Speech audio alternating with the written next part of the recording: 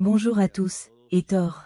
Tout d'abord, je veux exprimer ma gratitude pour les entrepreneurs et autorités bien connues du Forum économique mondial, venus à Buenos Aires, pour la réalisation de cette réunion.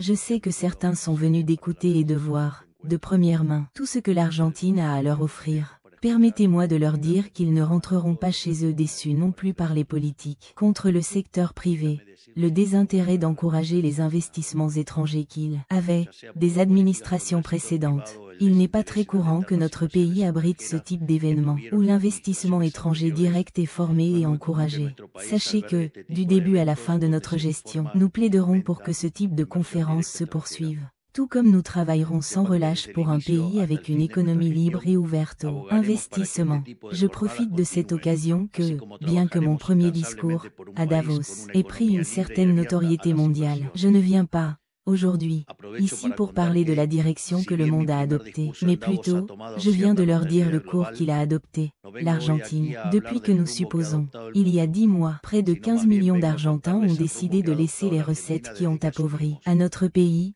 pendant plus de 100 ans, pour commencer à appliquer les idées de liberté, qui sont les seules qui garantissent la croissance et les progrès. Je ne veux pas se plonger dans quelque chose que nous avons tous entendu à plusieurs reprises, mais le modèle d'appauvrissement de l'État actuel, qui a été mis en œuvre, en Argentine, pendant tant d'années, un pays nous a laissé à ruina, où plus de la moitié des Argentins sont pauvres et avec un PIB par capita qui ne se développe pas il y a presque 15 ans.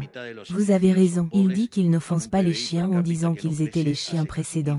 Lorsque nous supposons, le régime de déficit permanent, une dette insoutenable et des émissions débridées, qui avaient maintenu tous nos prédécesseurs, avaient été épuisés et nous étions en route pour l'hyperinflation. En outre, dans la dimension sociale, un système de caste avait été établi qui divisait les politiciens et leurs amis du reste de la société, où quelques privilégiés ont gagné au détriment de tous les Argentins. Imaginez à quel point les choses devaient être mauvaises pour que la société choisisse le premier président libéral libertarien de l'histoire, quelque chose qui, dans des conditions normales de pression et de température, ne se produit pas, sans parti politique ni gouverneur, ni maire. C'est quelque chose, ce qui n'aurait pas pu arriver, sans l'échec économique, matériel et moral absolu du modèle de caste.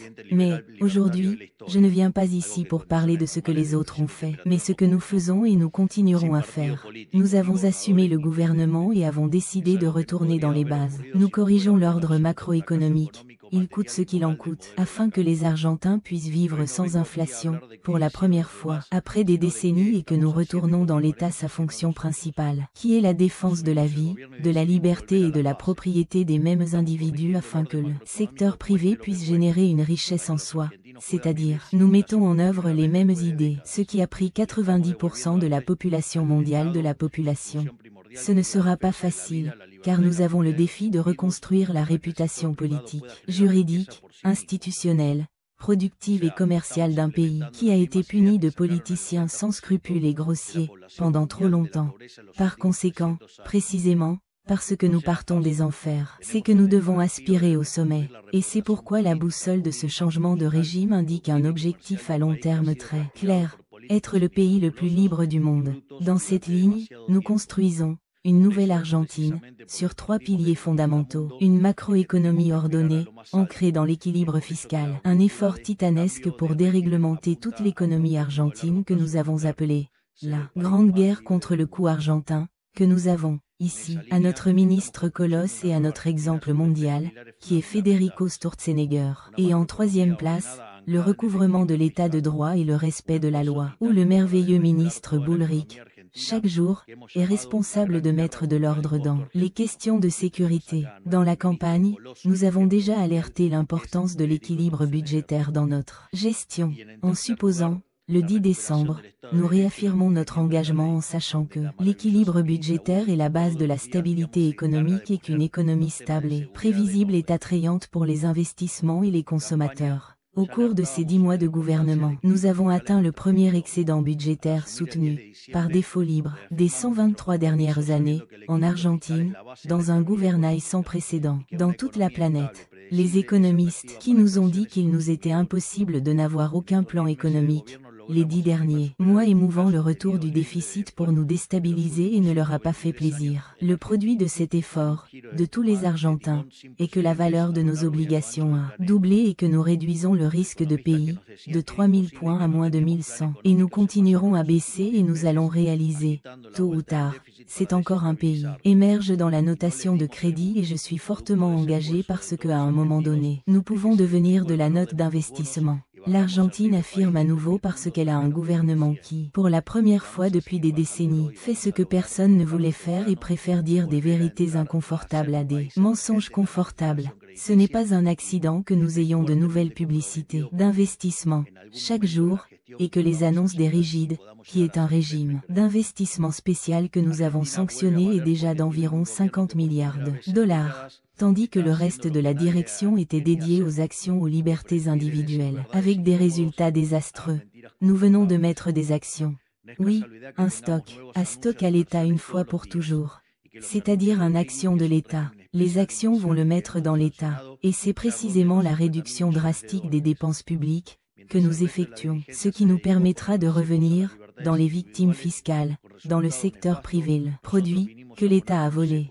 Sans aller plus loin, ce lundi, nous avons dissous la Federal Public Revenue Administration, une agence d'État superpubliquée qui a été utilisée pour persécuter le secteur privé et créer une nouvelle entité fiscale en réduisant 34% de sa structure, c'est-à-dire que nous réduisons la réduction des dépenses à quiconque perçoit. Revenons à l'idée de mettre des actions dans l'État. C'est pourquoi nous combattons notre propre bataille de jour en jour, des Thermopilars avec 6 sénateurs, 39 députés et la voix de millions d'Argentins qui nous soutiennent dans la rue et dans les réseaux contre le grand appareil du parti d'État. La noblesse oblige. Je voudrais également remercier le secteur de la direction politique, qui ne cherche pas à faire face à des votes, mais cherche un véritable changement pour le pays de leurs enfants et nous soutient en tenant nos vétos et nos réformes pour garantir l'équilibre budgétaire et la croissance économique. Il y a un autre secteur de la direction politique, un secteur que tout ce que vous voulez, c'est que rien ne change. Un secteur qui veut continuer à protéger ses privilèges au prix de tous les Argentins. Cette opposition de 40 Cho a déclaré que nous partions en janvier. Il a dit que nous allions à la Semaine Sainte. Il a dit que nous allions en juin et, maintenant, ils ne savent pas où aller, car la tronçonneuse est encore plus attrapée que jamais. Deuxièmement, nous transportons le plan de réforme structurelle le plus ambitieux de l'histoire, pour faire passer la botte de l'État du coût à ceux qui produisent, ceux qui échangent et ceux qui travaillent à réduire le coût de l'activité économique. Dans toutes ses dimensions, nous avons appelé cette initiative, la guerre contre le coût argentin. Chaque jour, notre ministère de déréglementation élimine certains travaux ou désactive un courreau comme s'il travaillait dans une équipe antibombique. En comptant rapidement, nous éliminons déjà les obstacles bureaucratiques pour l'importation et la production d'acier, d'aluminium, de matériaux de construction, de plastique, synthétique isolé. In addition, we simplify the export procedure, among which it is worth having reduced the delay of processing procedure. From 30 days to 1. Nous avons éliminé tous les contrôles discrétionnaires à l'importation, parmi lesquels le système SIRA néfaste, qui n'existait que comme mécanisme de détournement pour l'État. Et nous avons encore des centaines de milliers d'obstacles à désarmer. Nous réduisons également le coût de la main-d'œuvre, ce qui fait que plus de personnes peuvent entrer dans le système et, par conséquent, la croissance personnelle du projet. Pour la première fois, dans votre vie. À notre tour, nous abaissons le coût tarifaire sur lequel le système de substitution d'importation désastreux a été monté qui, au détriment de la bénéfice d'une poignée de privilégiés, a puni l'entreprise dans son ensemble avec des biens et services de qualité pire, à un prix plus élevé. Le dernier des 3 points que j'ai mentionnés, et non pour cette raison, est celui de la restauration de l'état de droit, en Argentine. Je dis restauration parce que, malgré ce que disent les fétichistes des rituels démocratiques, l'état de droit n'existait pas en Argentine, depuis des décennies. L'état de droit est une conception qui est basée sur l'idée fondamentale que tous les citoyens ont des droits naturels, inaliénables, parmi lesquels est le droit à la vie, à la liberté et à la propriété. Dans cette prémisse, la fonction de l'état de droit, tout au long de l'histoire, a été de restreindre le pouvoir du monarque afin qu'il ne puisse pas submerger les droits naturels des hommes. Je pense qu'il n'est pas nécessaire de dire que l'Argentine, et vous le savez mieux que beaucoup, pendant environ 100 ans, l'État a violé systématiquement ses droits naturels. Sous la patine de la démocratie, les pires atrocités ont été commises dans notre pays, car loin de défendre l'état de droit, ce qui a prévalu en Argentine est la raison de l'État. Autrement dit, les besoins de l'État étaient supérieurs aux droits naturels des citoyens. D'après la décision de la Cour suprême de justice, qui a approuvé la pacification asymétrique, en 2004 aux abus fiscaux des collections bancaires et des retenues par les provinces, des exemples de violation des droits fondamentaux ont été la monnaie actuelle. Tout au long de notre histoire, systématiquement, le droit à la vie, à la liberté et aux biens, argentins et étrangers, qui ont décidé d'investir ici. En bref, si la caste politique devait violer les droits pour que le système soit maintenu, la justice l'a approuvé, en vertu de la doctrine qu'il n'y a rien de plus important que la survie de l'État et que tous les droits des citoyens sont soumis à cela. Tout en préconisant le célèbre État-providence, ils ont fait autre chose que de se battre pour le bien-être de l'État. Nous sommes le premier gouvernement, dans des décennies, en mettant les droits des citoyens au-dessus des besoins de l'État. Et nous sommes également le premier gouvernement, dans des décennies, qui se retire dans l'état de la sphère privée, des citoyens, à retourner vivre dans un état de droit complet. C'est-à-dire défendre les institutions, c'est-à-dire défendre la République, c'est défendre les citoyens. De retour à notre gestion, notre hypothèse a été démontrée et continue de vérifier tous les jours.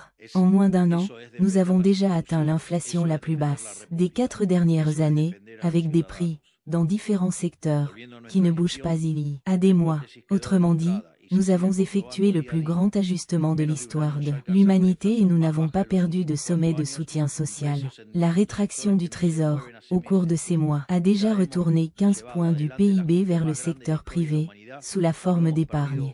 Poursuivre dans cette voie d'ajustement est ce qui vous permet de financer l'investissement privé, qui est celui qui génère une véritable croissance parce que le secteur privé est basé sur des relations volontaires pour se développer et personne n'accède volontairement à ce qui n'est pas pratique. Surtout, cet ajustement, nous le réalisons sans toucher les dépenses sociales. De plus, nous doublons en termes réels les avantages directs tels que l'attribution universelle par le Fils et la carte d'alimentation. Et nous supprimons le pouvoir aux piquiers d'esclaves parce que nous comprenons que c'est le capital humain qui fera à nouveau un grand problème de cette nation. Ceci, avec une excellente action du docteur Patricia Bullrich, à la tête de la sécurité de notre nation, nous permet de récupérer l'ordre public à grande vitesse, se terminant par le fléau des piquets dans quelques mois. Nous avons même pacifié Rosario, une ville assiégée par le trafic de drogue en temps record. Les effets de l'anniversaire sont remarqués, désolé, mais la ville est la coupe de l'État, que nous promettons non seulement en termes de dépenses, mais aussi en termes de pouvoir sur les individus, par la main de la loi de base et le DNU 70-23e. Nous avons fait la plus grande réforme structurelle de l'histoire, ce qui était 8 fois plus grand que la réforme Menem. Cela nous a permis d'avoir un bond de près de 90 positions dans le classement de la liberté économique, et nous ne nous arrêterons pas tant que nous ne serons pas le pays le plus libre du monde. Nous avons donc encore 3200 réformes à l'encre. Nous faisons des devoirs au rythme que la réalité nous permet. Nous savons que la récupération de la confiance n'est pas quelque chose qui est fait du jour au lendemain. Pas pour rien le dicton que la confiance augmente sur un escalier et bat dans l'ascenseur. L'Argentine manque sa parole depuis 100 ans et le monde brûle avec du lait depuis 100 ans. Ce n'est pas un accident que la population argentine ait choisi un gars qui, il y a 3 ans, était dans le secteur privé. C'est parce qu'il sait que dans le secteur privé, si votre parole ne vaut pas, vous n'obtenez nulle part. Alors que la politique, moins on a de mots, plus elle arrive dans les rangs. Comme je l'ai dit, avec la macro-stabilité obtenue, après des décennies et des efforts ouverts de déréglementation et économique, effectués par la loi des bases et d'autres instruments, nous générons une tempête parfaite dans des conditions de tout investissement. Let me stop in some sectors in particular. Argentina has a blessed ground with abundant and varied natural resources. Regardons le secteur de l'énergie. Vaca Muerta est une source extraordinaire de ressources. La deuxième réserve d'huile de schiste dans le monde. Au moins elle peut répondre à la demande argentine pour les 150 prochaines années. Son développement a réussi à inverser notre déficit énergétique historique de près de 7 000 millions de dollars, il y a 10 ans, à un excédent de 4 000 millions de dollars le premier semestre de cette année. Le déficit énergétique est déjà pratiquement une chose du passé, et nous avons encore beaucoup à cultiver. Grâce à la loi de base, nous avons réussi à modifier les anciennes lois sur l'hydrocarbure et le gaz afin que, entre autres, l'exportation devienne plus facile et plus rapide. Regardons l'exploitation minière. On estime que la chaîne de montagnes Andes a 40% des réserves mondiales de cuivre. Sans aller plus loin, le Chili exporte 50 000 millions de dollars par an en cuivre. Do you believe that God only blessed that side of the mountain range and that on this side, magically, there is nothing? Nous avons donc un énorme potentiel minier en cuivre, même pour être utilisé. Nous avons également la troisième plus grande réserve de lithium au monde, avec une douzaine de projets ou déjà produisant soit au stade d'exploration, ainsi que des fermes d'argent et d'or. À cela, nous devons ajouter le développement des secteurs primaires, dans lesquels l'Argentine est déjà un fer de lance, mais dont le potentiel a été écrasé pendant des décennies par le régime extractif, qui les a utilisés comme source de change pour financer le capitalisme des amis. Je veux dire, bien sûr, dans le secteur agricole et agro-industriel. Notre domaine produit de la nourriture pour 500 millions de personnes. Mais l'agriculture n'est pas seulement l'hacienda, le soja, le maïs et le blé, ce sont également ces produits dérivés. C'est aussi une technologie productive à la fois en génétique et en machine, dans lesquelles l'Argentine est avant-gardiste. Et il s'agit également d'autres secteurs dans lesquels nous sommes déjà des protagonistes, comme les arasites à Cordoba ou comme Citron en Tucumán, et d'autres qui sont encore un potentiel. Savez-vous combien d'exportations, Chili, dans les cerises? 50 fois plus que l'Argentine, N-5. 50 fois plus. Savez-vous combien d'exportations de Chili, au saumon, par an? 6 000 millions de dollars. Nous, très bien, merci. Imaginez tout le potentiel. Et enfin, le secteur de l'innovation et de la technologie. Le peuple argentin a le privilège du capital humain, car près de 100 ans de collectivisme nous ont appris quelque chose, que les Argentins ont la capacité de sortir de l'eau des pierres et d'entreprendre dans les pires conditions. Où semble-t-il le risque que, bien que ce soit le pays dans la région avec les investissements étrangers les plus bas des 15 dernières années, nous sommes en même temps qui ont la plupart des licornes par habitant? Imaginez ce que le secteur technologique peut réaliser, en particulier dans des conditions macroéconomiques stables et sans la botte d'État dans le coup. Comme je l'ai dit à une autre occasion, il n'y a pas de force de la nature plus grande qu'un Argentin qui veut aller de l'avant. Par conséquent, nous voulons faire un centre d'intelligence artificielle en Argentine. Parce que nous avons de l'énergie bon marché dans des endroits froids et avec des extensions de terres élevées pour développer et fournir des centres informatiques. Et parce que nous avons quelque chose que les prochaines décennies seront précieuses. La foi et l'optimisme dans le développement technologique. La foi dans les entrepreneurs et la liberté réglementaire qui correspond à cette foi. Dans un monde dans lequel il cache chaque jour le secteur privé plus et, surtout, au secteur technologique. Pour fermer, avant de remporter les élections, nous savions que l'Argentine est un pays où tout est sur le point de faire. Et comme nous avons supposé le 10 décembre de l'année dernière, nous avons commencé à transformer ce cadeau décadent qui nous a laissé dans l'avenir de la prospérité pour chacun des individus qui habitent ce sol. Le modèle de liberté que nous appliquons n'est pas exclusif aux Argentins. C'est également un exemple pour le reste des pays de la région, qui, dans une plus grande ou moins étendue, ont également été punis par les mêmes politiques misérables du socialisme du XXIe siècle. Ouvert au monde, générer des opportunités d'investissement et permettre à ceux qui doivent générer de la richesse, c'est-à-dire vous, le secteur privé, de le faire sans être étouffé par la voix de l'État. C'est l'exemple que nous voulons donner. Sa coopération est fondamentale dans ce nouveau chapitre que nous écrivons. Nous vous invitons à reprendre l'importance que l'État les a injustement volée pendant si longtemps. Encore une fois, je vous remercie pour la confiance et l'intérêt pour notre pays d'être un partenaire stratégique de vous. Notre engagement est de faire de l'Argentine le pays le plus libre du monde, pour nous, pour nos enfants et pour tous les hommes du monde qui décident d'habiter le sol argentin. L'Argentine sera libre. L'Argentine sera à nouveau formidable. Merci beaucoup. Vive la liberté, bon sang.